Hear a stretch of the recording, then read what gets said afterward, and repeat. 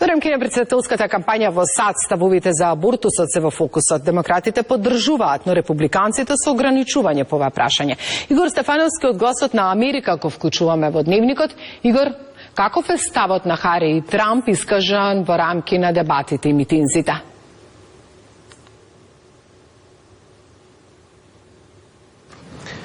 Репродуктивните права на жените во САД често се главна тема на митинзите на подпредседателката Камала Харис, која доби поддршка да биде председателски демократски кандидат на изборите во ноември. Таа рече дека ќе ги запре, цитирам, екстремните забрани за абортус на Доналд Трамп, бидејќи им веруваме на жените и нивните одлуки, а не на нивните влади да им кажуваат што да прават.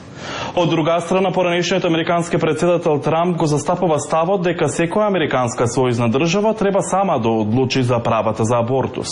Трамп и републиканците неодамна ја облажа реториката за абортусот, која некогаш вклучуваше и повици за забрана на национално ниво.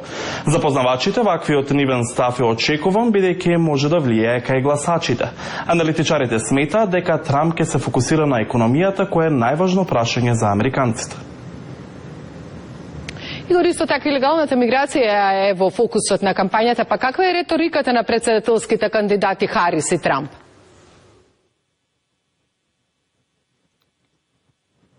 По публикувањето на Бајден, Трамп сега се фокусира на работата на Харис. Тој вели дека Харис сакала сите да бидат амнестирани и наводно направила инвазија од имиграција.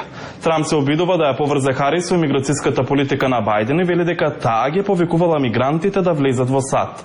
Харис како подпредседателка имаше задача да ја намали миграцијата до јужната граница на САД во соработка со Гватемала, Хондурас и Ел Салвадор. Потоа пораките на Харис за имиграција станаа построги. Во една прилика таа упати порака до мигрантите да не доаѓаат по илегален пат. Републиканците во представничкиот дом усвоија резолуција со која се осудува администрацијата на Бајден и Харис и за необезбедување на границата. Демократите велат дека републиканците лажале за Харис бидејќи наводно немале план за да се справат со границата. На САД има потребна имиграцијска реформа, велат адвокати за миграција, кои наведуваат дека во судовите има 3 милиони предмети, но нема доволно судии за имиграција. Администрацијата на Бајден вели дека бележи напредок на границата кога се во прашање илегални преминувања. Фиданска? Игор, благодарам. Игор Стефановски се јави од Гласот на Америка околу прашањата што се во фокусот на председателската кампања.